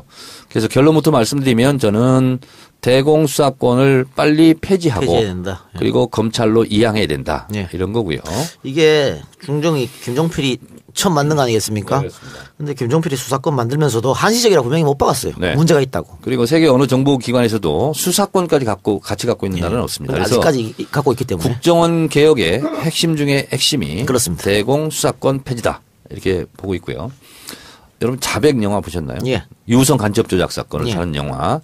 자백이 영화가 끝나면 마지막으로 올라가는 간첩 조작 사건 무죄 받은 거 재심을 통해서 쭉 올라가는데 제가 이것도 이제 판도라에서 리스트를 다 공개했습니다. 98건이더라고요. 지금까지. 그래서 이 작가 이런 얘기 들으면 또 울지 모르는데 조봉암 선생 사형부터 시작해서 유우성 간첩 사건까지 98건이 있었더라고요. 뭐 사형당하고 무기징역당하고 이랬는데 다 무죄 받고 특히 인혁당 사법살인 8명 결국은 무죄 판결을 받았죠. 그 방금 말씀하신 98건은 어쨌든 재심에 가서 뒤집어진 거지 않습니까? 그렇습니다. 근데 재심까지 못 간 사건도 엄청 많습니다. 그렇습니다. 저보다 하나를 더 짚어주시네요. 네. 네. 그래서 이제 이런 폐해가 있었기 때문에 실제로 대공수사권은 폐지돼야 된다는 것이고 그리고 지금 서훈 국정원장은 1차장, 2차장, 3차장에서 국내 차장 이걸 없애겠다. 이렇게 지금 했습니다. 그래서 완벽하게 국정원 개혁을 하겠다. 근데 저는 좀 부족하다고 생각합니다. 그래서 아예 대공수사권 폐지 문제를 논의해야 된다. 이런 입장이고요. 이명박근혜 정권 동안에 벌어진 대표적인 국정원의 정치 개입 사건이 국정원 댓글 사건. 제가 이제 이것은 당시 국제어특위 간사를 맡아서 청문회까지 진행하고 해서 그래서 서울경찰청 사이버수사대에서 국정원 직원들이 달았던 댓글이 발견되고 지웠던 흔적들이 예. 실제로 동영상에 나왔고 많은 파장이 있었죠. 그래서 2012년 12월 16일 경찰의 허위수사 결과 발표로 표심이 왜곡돼서 실제로 문재인 대통령이 많은 피해를 받고 그리고 1년 후에 어떤 인천 지역을 대상으로 한 여론조사에서는요. 만약에 경찰의 허위수사 발표가 없었다면 네. 당신이 어디에 투표했겠습니까? 그래서 박근혜를 찍었던 상당수가 문재인을 찍었다. 이렇게 결과를 했어요. 그렇죠. 나왔죠. 그래서 보니까 결국 문재인 대표가 이기는 걸로 5년 동안 도둑 맞았다. 저는 이렇게 생각을 하고 있습니다. 그리고 NLL 대화록 공개. 이거는 역시 제가 정보위 간사 있을 때 있었던 일인데요. 오늘 갑자기 회의하고 있는데 국정원에서 연락이 왔어요. 회의록 공개할 테니까 보러 오라고. 그래서 제가 이거 말이 되냐. 그랬더니 이제 우리 야당은 다 그거 안 보겠다. 그랬더니 여당 쪽에만 갖다 주고 가는 장면을 제가 카메라로 촬영해서 공개했던 적도 있는데 그랬더니 대화록 요약본 있잖아요. 이거를 정부 야당 간사 방에 막 던져주고 다니는 거야. 그래서 내가 갑자기 놀래가지고 각 의원실에 절대 이거 받으면 안 된다. 그래서 다 수령을 거부했습니다. 근데 이것도 국정원의 대표적인 정치 개입 그렇죠. 사건입니다. 그리고 해킹 프로그램 사건, 국정원 임무과장 미스테리 자살 예. 의혹 있었던 사건이었죠. 마티즈. 마티즈, 네. 빨간 마티즈. 그런데 결국 이것도 국정원이 사실은 이게 도청 프로그램을 산 거잖아요. 예. 이것은 이런 도청 불법 예산은 편성할 수가 없어요. 이것도 비공개적으로 진행된 음습한 예산 집행이었고 더 황당했던 것 두 가지는 손수 변호사 있죠. 네. 국정원의 그 정보 수집 행동 수칙이 뭐냐면 흔적을 남기지 않는다는 거예요. 이메일로 이것을 일반 사기업과 이메일을 주고받았다는 것은 국정원으로서는 전 수치입니다. 수치. 자질이 없는 거죠. 그럼요. 그리고 또 하나는 뭐냐면 이게 들통이 났어요. 저는 이게 진짜 애국심이 없다는 게 뭐냐면 들통이 났으면 다른 걸로 변명했으면 내가 이해를 좀 그래도 하겠는데 북한 정보를 이걸로 입수하려고 했습니다. 정보는요. 정보 입수 경로. 어떻게 정보를 캐내느냐. 이것이 가장 큰 정보입니다. 이걸 스스로 발설을 해요. 이런 천인 공로할 일을 이명박근혜 정권 국정원이 스스로 자행했다. 예. 그래서 문재인 정부의 국정원 개혁은 이제는 보다 실질적이고 법과 제도로 이것을 못 박아야 되겠다. 그래서 국정원이 다시는 이런 일을 해서는 안 된다. 이런 거고요. 사실은 국정원이 입맛이 딱딱 맞아요. 그래서 어느 정권이든지 이것을 이용하고 싶은 유혹이 있습니다. 예. 그러나 문재인 정부는 그것을 과감히 끊겠다. 이런 건데 저는 차제에 국정원이 왜 이렇게 무소불위의 힘을 발휘하느냐. 대통령 직속기관이기 때문에 그렇습니다. 대통령의 독대권이 있기 때문에. 자, 국정원장이 청와대 대통령한테 독대 보고를 하러 간다. 그러면 제일 먼저 떠는 사람들이 장관들입니다. 왜냐하면 어떻게 보고를 할지 모르잖아요. 예. 그래서 실제로 국정원 밑으로 수직 계열화 되는 거랑 비슷한 겁니다. 그래서 저는 차제에 대통령 직속기관 이 문제도 해제했으면 좋겠어요. 네. 그러니까 그 북한을 잡으라 이게 주된 목적인데 지금 보면 정부 여당에 반대되는 정치 세력 또 국민들 잡은 꼴이 됐고요. 어쨌든 이런 것도 적폐청산 잘못된 걸 바로잡는 하나의 수순이지 않습니까? 근데 정 의원 말처럼 독대 문제도 그렇습니다. 노무현 정부 때 노무현 대통령이 독대를 없애버렸습니다. 국정원 네. 독대를. 근데 이명박이 부활시켰거든요. 이런 식으로 이번에 문재인 정부에서 이렇게 개혁을 해서 국정원 개혁을 한다 그러면 혹시 만일 4년 뒤에 혹은 5년 뒤에 저들이 정권을 잡으면 다시 또 이런 적폐가 부활하지 않을까 이런 걱정도 들어요. 이해찬 총리가 대신 보고를 받았거든요. 국정원장한테. 노무현 대통령이 안 받는다 그러고. 예. 그래서 이제 이해찬 총리가 필요한 것만 대통령에게 다시 이제 재차 보고하는 걸 했는데 이해찬 총리 말씀이 이거예요. 내가 받아보니까 별로 쓸데있는 정보가 없더구만. 그래요. 그러니까 이걸 이용하는 세력들이 나쁜 거죠. 그렇습니다. 그런 것 때문에 정 의원은 그 하나의 방법, 완전히 개혁할 수 있는 방법으로 대통령 직속을 없애라 네. 이런 것이죠. 네. 네. 알겠습니다. 저 국정원에 대해서 우리 송은소 변호사는 혹시 궁금한거나 알고 싶은 것이나 뭐. 차장이 있잖아요. 네. 근데 이제 뭐 제1, 제2, 제3 하니까 와닿지가 않아요, 사실은. 그동안도 뭐 예전에 YS 때인가요? 김기섭 예. 제 1차장? 2차장? 네. 그것도 그 1, 2, 3으로 하기 때문에 일반적인 뭐 저를 포함한 평범한 사람들의 경우에 확 와닿지가 않아가지고 잘 그 내막을 잘 모르고 넘어가는 경우가 많거든요. 네. 혹시 1차장, 2차장, 3차장이 뭐 어떤 이것을 이제 다시 이름을 붙이겠다는 거예요. 1차장은 해외 차장. 아, 네. 2차장은 북한 차장. 3차장은 방첩 차장. 그래서 이제 3차장은 보통 전산, 컴퓨터 뭐 이런 거예요. 첨단 장비를 이용한 산업 스파이, 대테러 뭐 이런 거거든요. 근데 2차장이 국내 차장이었어요, 그동안. 예. 그러니까 정치 차장인 거죠. 예. 그러니까 국내 파트, 해외 파트, 북한 파트 이렇게 있잖아요. 근데 이게 사실은 2차장 체제로 있다가 3차장 체제로 갔다가 또 2차장 체제로 갔다가 뭐 이런 경우가 있었거든. 근데 어쨌든 거기에 한 파트는 국내가 들어가는 건데 네. 이걸 이제 폐지하겠다는 거예요. 그런데 지금 문재인 정부에서 추진하고 있는 국정원 개혁이 결국은 또 국정원 법 개정이잖아요. 그렇습니다. 그렇다면은 지금 현재 야당 전체 또는 일부의 협조가 없으면 통과가 사실은 불가능한 상황이잖아요. 네. 근데 야당은 지금 정권을 안 잡고 있기 때문에 네. 이거 하는데 반대를 하지 않을 것 같은데. 그럴까요? 반대할 명분도 없고 그렇죠. 반대해서 실익이 하나도 없어요. 자기들한테 실익이 없어요. 오히려 본인들은 자유로워야 되잖아. 그러려면 사실은 여당이 국정원 개혁을 한다는 것은 대단한 거예요, 이거는. 우리가 그래요? 갖고 있는 칼 하나 버리는 건데. 그런데 아주 잘 드는 칼 하나 버리는 건데. 서훈 국정원장 그 청문회 때 보면 이완영 의원 등을 비롯해서 국정원의 대공 수사권이라든지 국내 정보 수집 관련해서 이걸 포기하는 게 맞지 않는다라는 질문들을 한 걸 볼 때 글쎄요, 과연 국정원 몸집 줄이기에 지금 현재 야당이라고 해서 과연 흔쾌히 동의해 주겠냐. 또 동의하고 싶어도 지금 무조건 발목 잡는 상황에서 뭔가 이걸 법을 통과시키려면은 현실적인 그런 뭐 당근이라도 있든가 해야 되지 않을까 싶어서 걱정됩니다. 그러니까 이제 이런 겁니다. 댓글 공작 사건 이후에 국정원 개혁 특위가 만들어졌었어요. 그래서 이제 국정원한테 자체 셀프 개혁안을 갖고 와. 박근혜 대통령이 이렇게 이제 지시를 했거든요.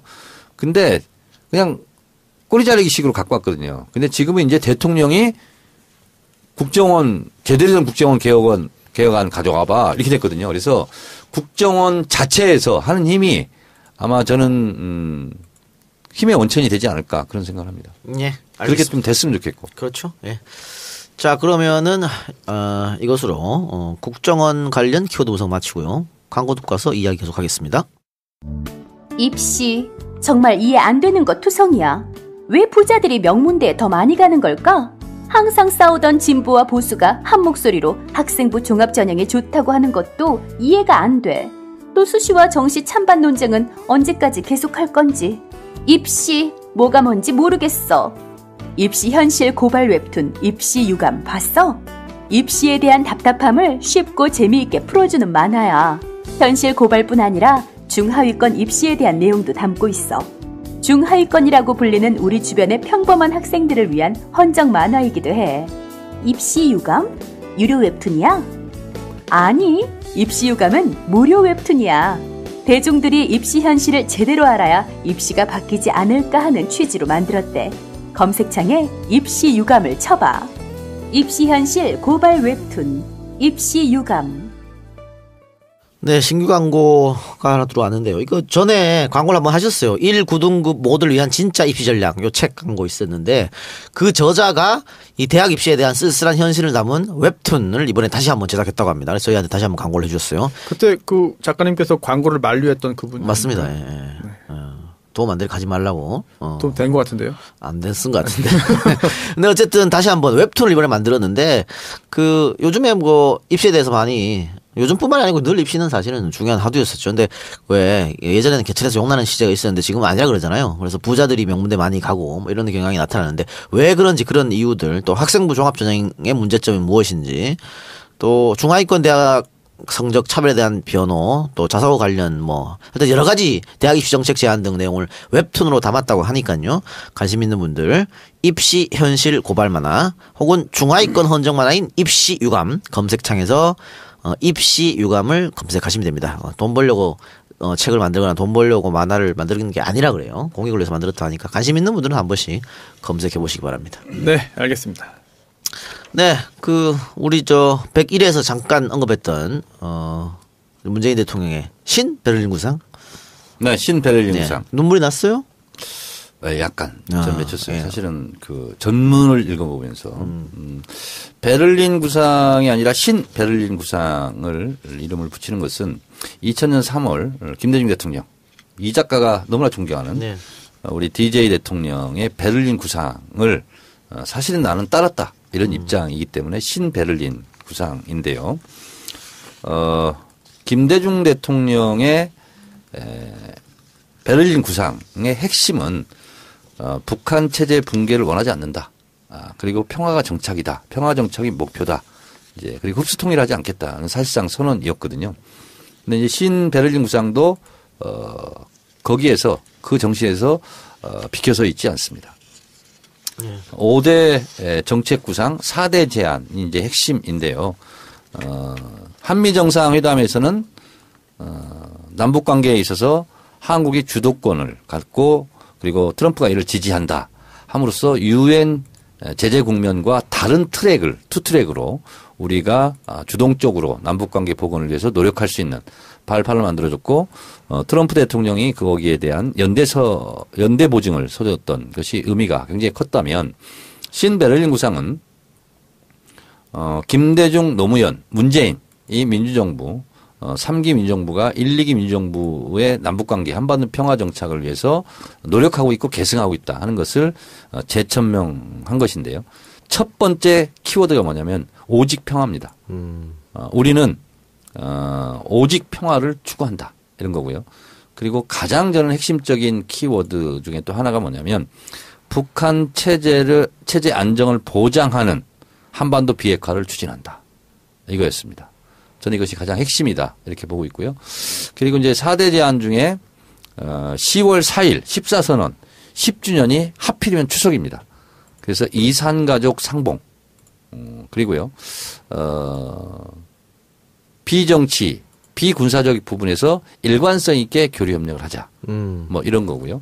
그리고 실질적으로 북한과 함께 할 수 있는 또 함께 할 수밖에 없는 뭐 예를 들면 임진강 수해 대책이라든가 아니면 전염병 대책이라든가 이런 것은 곧바로 하자. 그래서 남북 채널을 복원하자. 이렇게 이제 구체적으로 이제 제안하고 있고요. 그래서 한반도 신경제 지도를 그리자 이것인데요. 이것은 문재인 후보 시절에 당대표 시절에 실제로 신경제 지도를 한번 발표한 적이 있습니다. 그래서 남북 철도를 연결하자. 뭐 이렇게까지 지금 나오고 있습니다. 김대중 대통령 베를린 구상 때는 2000년 3월이었는데요. 그 해 2000년 6월 정상회담을 했죠. 그러니까 베를린 선언 발표 이후에 석 달 만에 북한이 크게 반응해서 정상회담이 성사되었죠. 그리고 이제 문재인 대통령 이 신베를린 구상에서도 김정은 위원장과 정상회담 하자 이렇게도 이제 제안했는데 김대중 대통령은 중반기 노무현 대통령은 이제 후반기에 정상회담이 돼서 실제로 일할 수 있는 시간이 적었거든요. 그런데 문재인 대통령은 지금 취임하자마자 정상회담을 사실상 제안한 거지 않습니까? 그렇죠. 그런 면에서 봤을 때 정상회담은 저는 빠르면 빠를수록 좋겠다 이렇게 되고요. 중요한 것은 북한 5세 미만 영유아가 유엔 보고서에 의하면 28%가 영양실조에 걸려 있다. 이것은 무조건 일관성 있게 정치적인 상황과 분류해서 따로 따지지 말고 지원하자 이런 건데요. 저는 판도라의 얘기해서 죄송한데 정두원 의원이 그거 보고 깜짝 놀랐대요. 왜냐하면 북한이 ICBM을 발사했는데 이렇게 되면 보통 강공정책으로 나가는데 그럼에도 불구하고 이런 입장을 발표하기 어려운 국면이 조성되었음에도 불구하고 독일에 가기 전에 무력 시위하고 우리도 좀 쏘고 미사일 쏘고 가서는 역시 안정감 있게 이 국면이 어려운 국면에 이걸 발표했다는 것이 자기는 더 높이 평가할 만하다. 그렇게 얘기해서 그렇게 높이 평가하는 부분에 대해서 더 높이 나는 평가한다. 이렇게 얘기를 했죠. 그리고 어쨌든 그 신베를린 구상을 얘기하면서 이제 북한 붕괴는 바라지 않는다 이런 얘기도 있었고요. 네, 침략하지 않겠다. 그렇죠. 네, 또 언제든 만날 용의가 있다. 인위적인 통일하지 않겠다. 그렇게 얘기했는데 이 신베를린 구상에 대해서 일단 뭐 TV조선 같은 경우에는 북한이 반대 입장을 냈다는데 거짓말이고요. 네. 입장낸 거 전혀 없습니다. 네, 아직 낸 거 없습니다. 예, TV조선의 바람이겠지. 전원책 변호사의 바람이겠고. 근데 왜 그런 보도가 나와요? 전원책 변호사 그렇게 얘기하더라고. 바람을 방송에서 한 거야. 네. 그런 바람 피운 거지. 그거는 신베를린 구상 나오기 전에 북한이 한 이야기를 갖다가 쓱 끄집어내서 다시 이렇게 밀어넣은 거죠. 그건 말이 안 되는 거고. 그래서 그런지 어쨌든 이 신베를린 구상에 대해서 국민 여론은 대단히 좋습니다. 예. 그 리얼미터가 조사를 했는데요. 신베를린 구상에 대해서 66.2%가 찬성, 반대는 22.5%밖에 없어요. 예. 없고 이 재밌는 거는 광주 전라가 당연히 찬성이 압도적으로 높습니다. 1등이거든요. 2등이 서울. 근데 3등이 부산 경남이고 4등이 대구 경북이에요. 그 수로 찬성이 높아. TK, PK에서 높다니까 찬성이. 근데 저는 놀라운 또 여론조사가요. 실현 가능성이 있다가 47%예요. 예. 가능성이 없다가 41%. 예. 그게 실제로 실현 가능성도 있네. 저는 이 통계 수치가요. 실현 가능성이 없다고 높다는 것이 매우 놀라워요. 그렇죠. 왜냐하면 이명박 박근혜 9년 내내 압박하고 이러면서 대화가 불가능했었거든요. 네. 그러니까 이런 구상을 내놔도 안 될 거야라고 생각할 수 있어. 한 10년 동안 그렇게 했기 때문에. 그러니까 9년 동안 실질적으로 엄청난 양의 종북 어떻게 보면 바이러스를 그렇죠. 전 국민에게 지금 뿌린 거 아니에요. 이게 일시에 거쳤어. 그럼에도 불구하고 이렇게 결과가 네. 나왔다는 거에 대해서 희망이 있다. 특히나 대북 북한 관련해 가지고 대화를 할 것이냐 대결할 것이냐 이런 여론조사했을 때도 최근 들어 대화를 해야 된다는 게 굉장히 훨씬 더 높게 나오고 있는 추세죠. 그러니까 미국에서도요. 이제 대북 압박 그러잖아요. 근데 그 압박과 제재도 결국은 대화를 통해서 뭔 문제를 해결해야 될 거 아니에요. 그래서 손수호 변호사 이런 네. 말 들어봤어요? peaceful pressure. 네. 야, 평화로운 압박. 평화로운 압력. 이거 있잖아요. 그래서 확실히 이 대통령 하나가 특히 남북 관계에서는요. 굉장히 중요한 키맨이에요. 이것은 마음먹기 달려있는 거예요. 대북 관계는. 그래서 문재인 대통령이 저는 김대중 대통령, 노무현 대통령을 잇는 신베를린 구상 전문을 한번 읽어보세요. 나는 이 자리에서 분명히 말합니다. 이러면서 얘기하는데 감동적입니다. 저는. 그래요. 근데 문제는 이제 북한이 어떤 입장을 내놓는가 하는데 우리 100일에서 얘기했습니다만 아무런 지금 대답을 안 하고 있는 상황입니다. 저는 이렇게 생각합니다. ICBM을 쐈어요. 이제 북한의 이제 기술이 이제 발전했다는 것은 이제 저는 뭐 분명한 사실인 것 같고 저는 씨름판에서 저는 사파 싸움이라고 생각합니다. 아니 미국에 왜 쏘겠어요? 미국을 향해서. 그건 뭐냐면 우리도 대등한 위치에서 너희들에게 꿀리지 않고 우리는 대화하고 싶다 하는 저는 역지안이라고 저는 봐요. 그러니까 핵 보유국 지위 인정해 달라. 네. 뭐 이런 것 같은데 그래서 일각에서는 북한은 결국은 그 남한이랑 대화를 하지 않고 미국하고 대화하려고 그런 거 아닌가 이런 주장도 있어요. 여기서 뭐 어떻게 생각하세요? 저는 3쿠션이라고 생각합니다. 네. 미국을 통해서 미국이 대화를 할 수 있는 분위기를 더 만들고 그래서 남과 북이 대화를 하면 결국 미국도 같이 딸려서 오는 거 아니냐.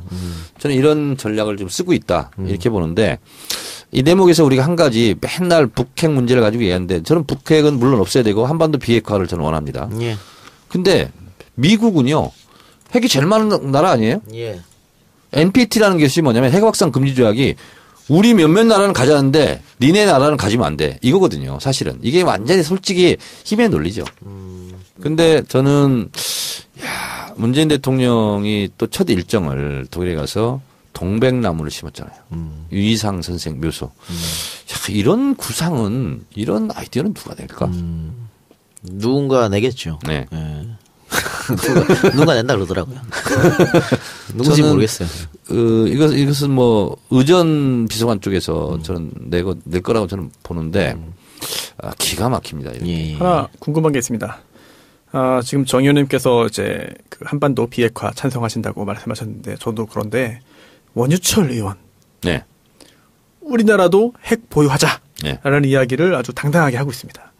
그건 진짜 아무것도 모르는 인간이 하는 소리지. 그건. 그러니까 저는 그거 볼 때마다 참 영혼이 쓸쓸하고 불쌍해 보여요.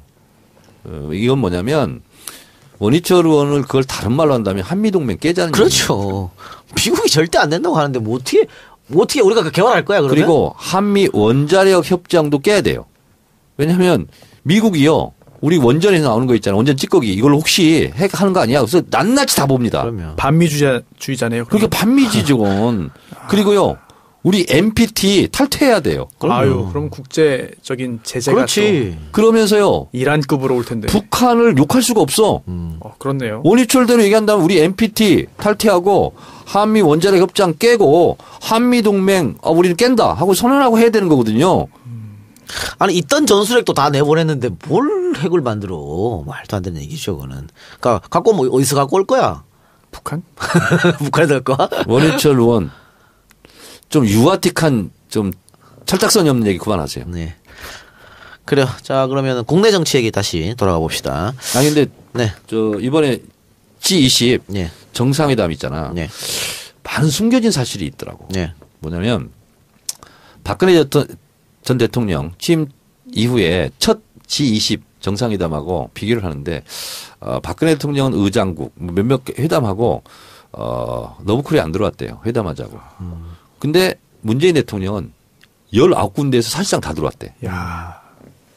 19군데에서. 외국 정보기관들의 정보력에 감탄합니다. 그리고 그렇죠. 즉석에서 예정이 없던 것도 막 정상회담 하다 그러고 특히 메르켈 총리 같은 경우는 나랑 꼭 만나달라고. 그렇게 관심을 표명했고. 네. 그리고 뭐 다른 정상들도 다 만나기를 원했대요. 근데 이것은 문재인 대통령이 잘생겨서 이런 것도 하나 있겠지만 한국 국민들의 높은 민주주의 의식, 촛불 혁명 이거를 국제사회가 우리가 평가하는 것보다 훨씬 높게 평가한다는 거예요. 아니 그런 것도 있겠지만 기본적으로 독자자의 딸이 대통령 된 거 하고 인권 변호사가 대통령이 된 거하고 아주 그건 기본적으로 다른 것이죠. 그러니까요. 하늘과 땅 차이죠. 그럼 정말. 그러니까 해외에 있는 교포들이 특히 대한민국 국민임을 자랑스럽게 생각하고 우리 뭐 영국 음악 축제 이문덕 이게 다 문재인 덕분이다. 네. 그래서 특히 해외에 있는 교포들이 정말 감격스러워하고 정말 기뻐하는 것 같아요. 저는 그런 얘기도 들었거든요. 내 친구 언젠가 우리 정치 알바에 한번 얘기한 것 같은데 미국에 있는 내 친구가 야 니네는 어떻게 트럼프를 뽑냐. 그러니까 미국 친구가 바로 그랬다는 거 아니야. 니네는 박근혜 뽑았잖아. 그러니까 할 말이 없더라는 거야. 근데 어쨌든 해외 나가면 다 애국자가 된다 그러는데 외국에서 살고 계시는 우리 동포 여러분들에게는 문재인 대통령이 큰 선물인 것 같아요. 예, 그렇습니다. 자, 그럼 국내 정치 얘기 좀 해봅시다. 지금 야 3당이 송영무 조대엽 후보자에 대해서 문 대통령 임명을 강행할 시에 협치는 완전히 끝나는 것이다. 이렇게 거의 반협박식으로 나오고 있어요. 그러면서 이 송영무 조대엽 후보자보다 더 늦게 이제 청문회를 한 그 유영민 후보자 같은 경우는 벌써 청문고사 채택했어요. 그러면서 이 사람들은 안 해주고 있어가지고 일단은 그 문재인 대통령도 강행은 하지 않고 더 며칠 지켜보기로 했다. 뭐 이런 것 같아요. 그리고 민주당에서도 시간을 좀 달라. 야당을 설득할 수 있는 시간이 이렇게 이제 얘기를 한 것 같은데 두 사람에 대한 그 임명 어떻게 대통령은 강행할 거라고 보십니까? 아니면 뭐 두 사람 중에 한 명? 저는 이게 이해가 안 가는 것이요. 예. 어쨌든 야당의 목소리에 귀를 기울인 거 아니에요. 일단 보류한 거 아닙니까? 연기하고. 예, 예. 그러면 야당은 어떻게 나와야 되냐면 우리 얘기를 들어줘서 고맙다. 우리 좀 더 협상을 하자. 예. 이렇게 나오는 건데 연기한 거 가지고도 꼼수다 이렇게 네, 얘기해버리면 네. 이거